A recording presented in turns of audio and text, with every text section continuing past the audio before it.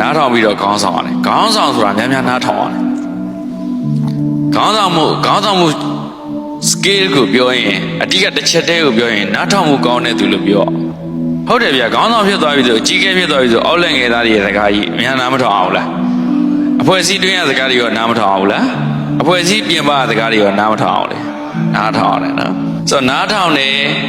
တက်တောင်စနီးနာတယ်ဆိုတာရှိရတယ်စနီးနာတယ်ဆိုတာတက်တောင်လုပ်ယူရတယ်ဒါခေါင်းဆောင်ပုဂ္ဂိုလ်တွေနားထောင်ပြီးတဲ့အခါမှသာသူ့ရဲ့ကိုယ်ပိုင်ဉာဏ်စွမ်းရည်အတွေ့အကြုံနဲ့ပေါင်းဆက်ပြီးတော့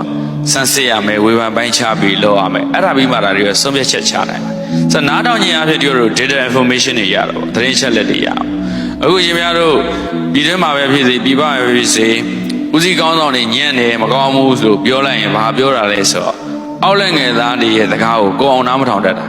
သတင်းချက်လက်အမှန်ကိုမရဘူးလိန်ပြောတဲ့သတင်းကိုအုပ်ထင်တယ်ဟုတ်လားသတင်းချက်လက်မပြည့်စုံတာကိုတို့ကဒီလောက်လေးနဲ့ပဲ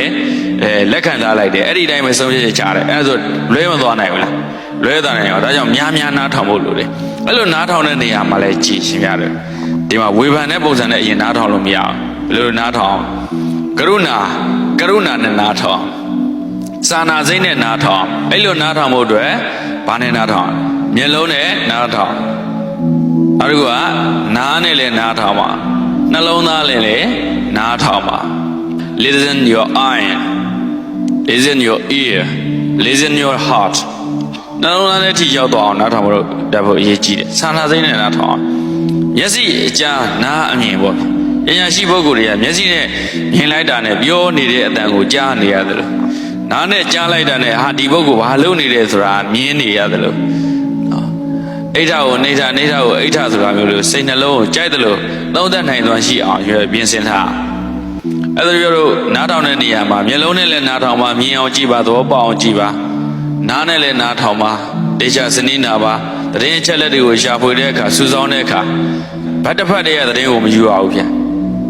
ဒါသတိထားတယ်ဟုတ်တယ်မလားတပည့်တော်တို့ကပြဿနာတစ်ခုဖြစ်ပြီဆိုတော့အနည်းဆုံးနှစ်ဖက်ပဲဟုတ်လား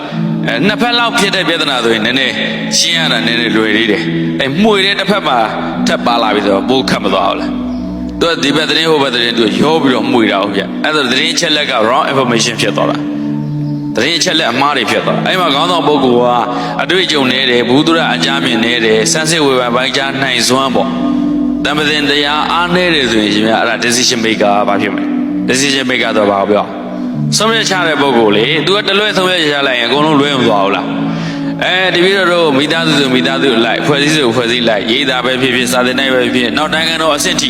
ပုဂ္ဂိုလ်တွေ decision maker တွေလေသူတို့ဒါဆုံးဖြတ်ချက်လွဲသွားရင်နိုင်ငံကြီးပါပြတ်သွားကမ္ဘာကောင်းဆောင်တွေဆုံးဖြတ်ချက်လွဲသွားရင်ကမ္ဘာသိကြီးတွေဖြစ်သွားဒါပဲအဲကြောင့်ဒီအကြီးကဲပုဂ္ဂိုလ်တွေရဲ့ဆုံးဖြတ်ချက်ကို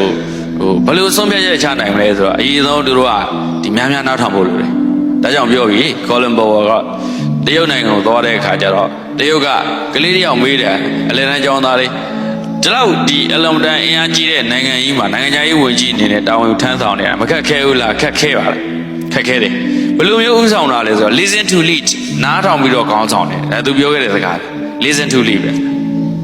ဟုတ်လားဗျအဲ့တော့နားထောင်မှုကောင်းရှိအောင်တို့တို့လေ့ကျင့်ထားဖို့လိုတယ်မဟုတ်ရင်တော့တို့ကတစ်ဖက်တည်းရဲ့သတင်းအချက်လက်တွေတော့မဟုတ်ကိုယ့်ရဲ့အတွင်းမြင်လောက်နေပဲဆုံးဖြတ်ချက်ချတယ်ဆိုရင်မှားရသွားရရှိအဲ့လိုနားထောင်တဲ့နေရာမှာလည်းဘာစိတ်နဲ့နားထောင်ကရုဏာစိတ်တော့စာနာစိတ်တနာညတာတဲ့ဟာစိတ်